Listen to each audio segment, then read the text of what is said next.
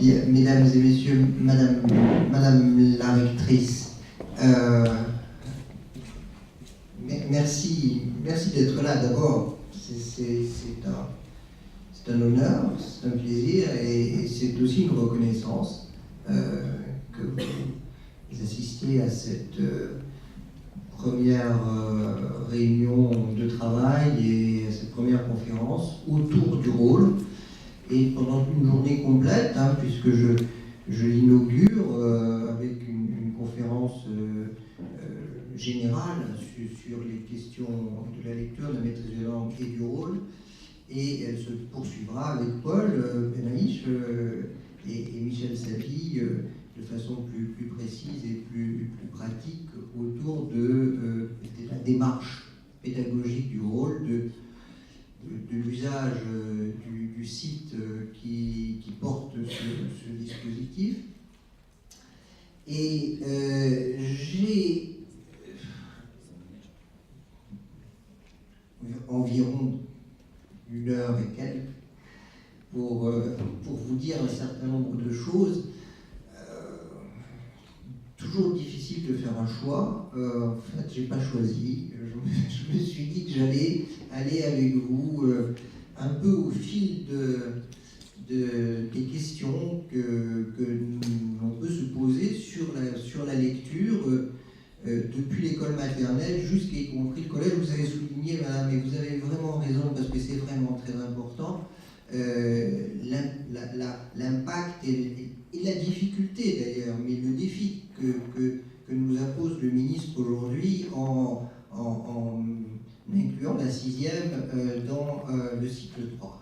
Enfin, je vais dire, ça n'a l'air de rien, non, je pense que tout le monde est conscient, mais c'est quelque chose qui me paraît tout à fait essentiel. Ça n'est pas juste une décision administrative, c'est une décision forte, pédagogiquement forte, et qui dit à la fois la volonté de ne pas sacrifier un certain nombre d'enfants quand ils entrent dans la division disciplinaire du collège, alors qu'ils ont encore quelques difficultés pour prendre connaissance de textes oraux et qu'ils ont aussi quelques difficultés à utiliser l'argumentation, l'explication, l'analyse, la synthèse à l'oral. On a effectivement, et on le sait à ce moment-là, une rupture extrêmement forte. L'idée de ramener, mais plutôt de souder, de façon flexible, la classe du CM, enfin, le CM2 et la 6e me semble une excellente idée. Ça ne sera pas simple. Ça ne sera pas simple, mais l'expérience qu'on tire aujourd'hui du rôle, un des résultats positifs, c'est, comme vous l'avez dit, le fait de voir travailler ensemble des gens de niveaux différents et de disciplines différentes. Un atelier de questionnement de texte porté par un professeur des écoles de CM2, voire de CM1, et un professeur de français, mais aussi éventuellement d'histoire ou de mathématiques de 6e et de 5e, cette collaboration, non pas pour s'échanger simplement des informations sur le petit Arthur qui est pas très turbulent, ou voir des relevés de compétences, mais faire ensemble, fabriquer, construire, agir ensemble.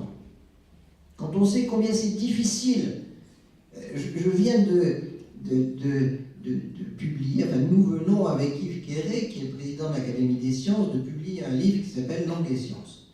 Et je peux vous dire que j'ai compris la difficulté de l'interdisciplinarité.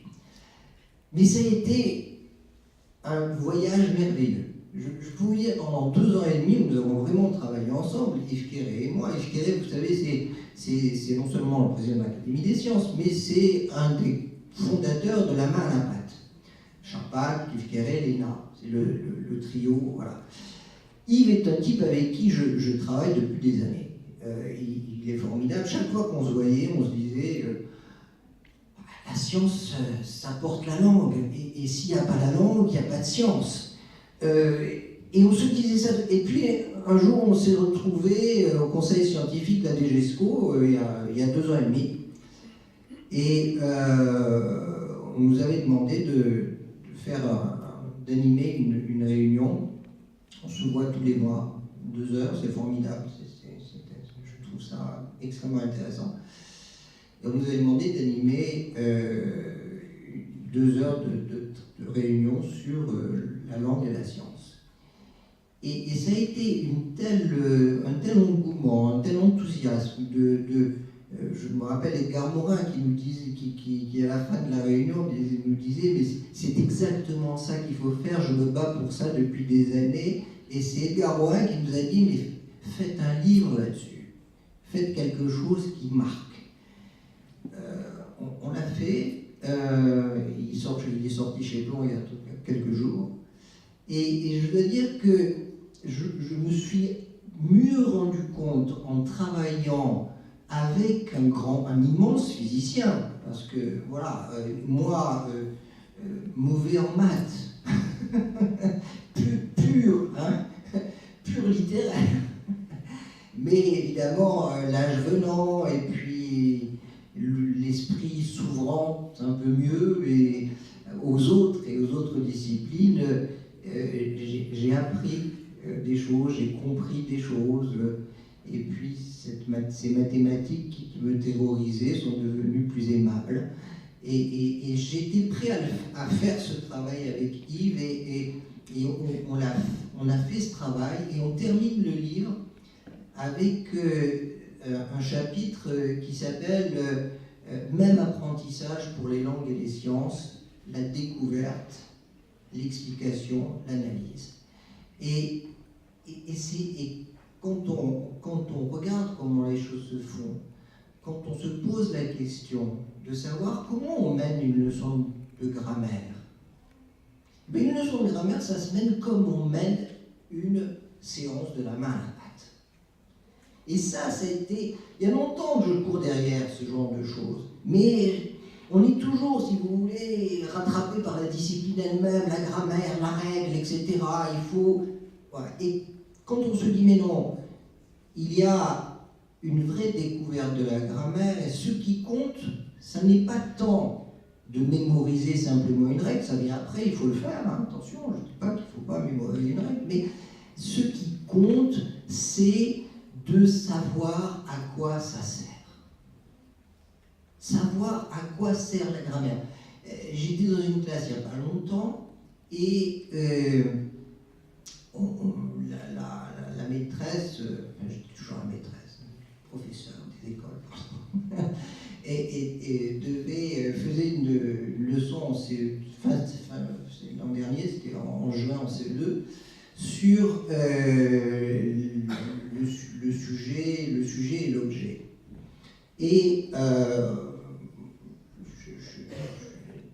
la voyais faire du mieux possible. À un moment donné, je discutais avec elle au milieu de la séance, et je lui dis écrivez au tableau le chou a mangé la chèvre. Et elle me regarde avec des yeux un peu ronds, me disant mais il est gentil, mais enfin faire des plaisanteries pareilles à son âge, est-ce bien raisonnable? Bon, et je lui dis essayez, vous allez voir. Et donc elle écrit le chou a mangé la chèvre, et tous les gosses regardent. C'est quoi? Qu'est-ce que c'est? Il y en a un qui dit mais c'est pas ça, c'est les chèvres qui mangent les choux. L'autre lui dit mais non, regarde bien, c'est écrit que c'est le chou qui a mangé. Et l'autre lui dit et d'abord, et elle a mis le chou d'abord. Vous imaginez, si vous voulez, ces élèves découvrant quelque chose d'absolument essentiel, découvrant surtout, non pas simplement que le sujet se met avant le verbe et que l'objet se met après, mais découvrant que cette règle n'est pas une contrainte, mais une liberté extraordinaire de dire ce que le monde ne nous montre pas. Et donc, faire découvrir à un enfant que cette grammaire lourde, contraignante, barbante, dont on ne voit que des règles froides, est en fait cette capacité merveilleuse de créer un monde que nos yeux n'ont jamais vu et vraisemblablement ne verront jamais. Et que la langue, c'est ça. La langue, c'est justement cette capacité de dépasser l'œil. Je commence toujours mes cours de syntaxe et sens à la Sorbonne. Je commence comme ça en leur disant, vous savez, j'ai lu récemment un livre où il y avait un agneau tout petit, tout tremblant, qui a dévoré un loup. Et j'engage la discussion là-dessus, sur cette question absolument fondamentale d'une grammaire qui permet de dépasser notre vision et notre habitude du monde. Et quand vous avez fait passer ce message à des enfants, ils ne voient plus la grammaire de la même façon. Ils ne la voient plus comme quelque chose qui est imposé, quelque chose qui va les sanctionner éventuellement si la règle n'est pas acceptée et appliquée. Ils la voient comme une chance particulière.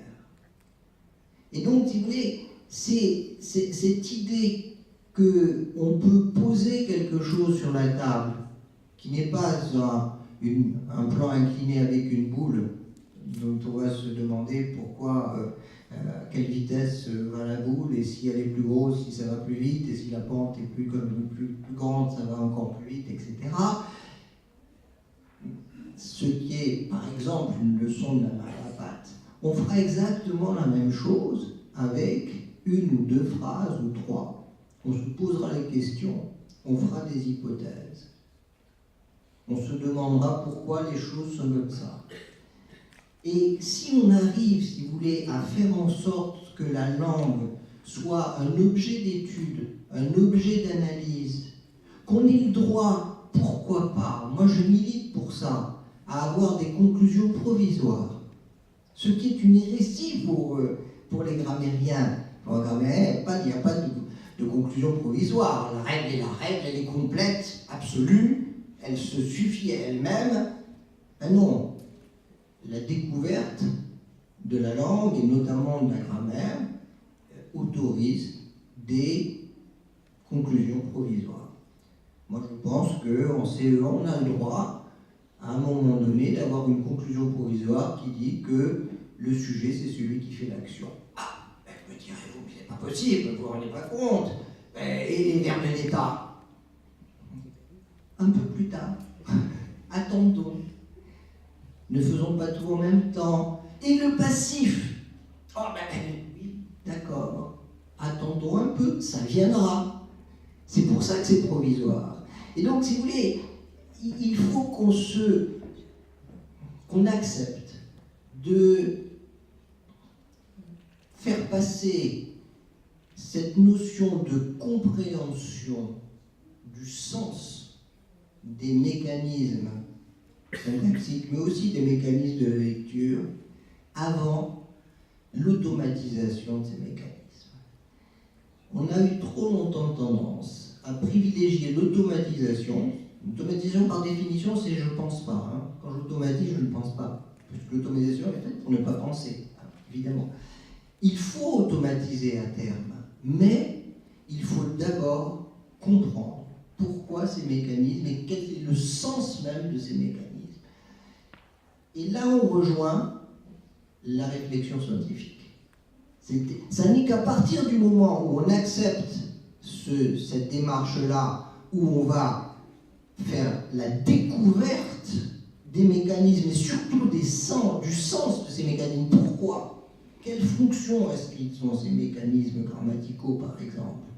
Ce n'est qu'à partir de ce moment-là que, effectivement, on va avoir quelque chose qui ressemble peu ou prou aux leçons de choses de notre enfance. Je ne sais pas si certains ont l'âge suffisant pour se rappeler des leçons de choses. Moi, je me rappelle.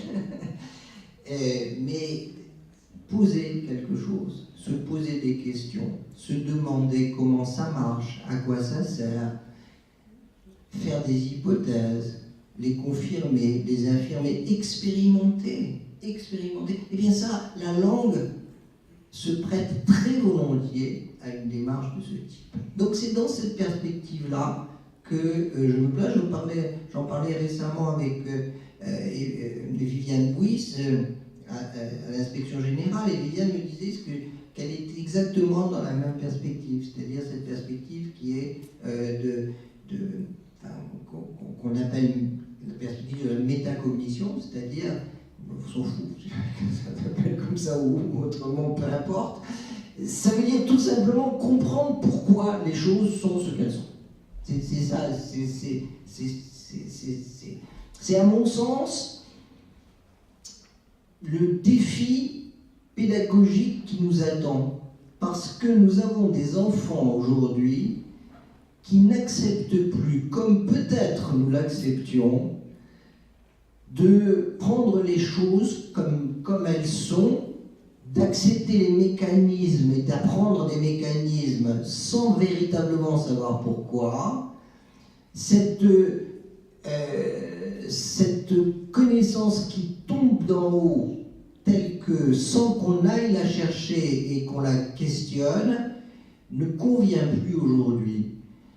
Et ça n'a rien à voir avec le numérique. Moi, ma révolution, elle n'est pas dans les machines, elle est dans la tête. La révolution pédagogique, c'est une nouvelle façon de voir comment on va inviter les enfants à apprendre. Comment on va apprendre. Et je suis absolument persuadé que on luttera d'autant mieux contre le décrochage scolaire. Je me discutais avec Madame Paul-Angevin récemment quand on a signé cette belle cadre national. Et je lui disais, on luttera d'autant plus efficacement contre le décrochage scolaire, contre ce que j'appelle moi personnellement le désenchantement. Je ne sais pas si vous partagez cette inquiétude qui est de voir se profiler un certain désenchantement.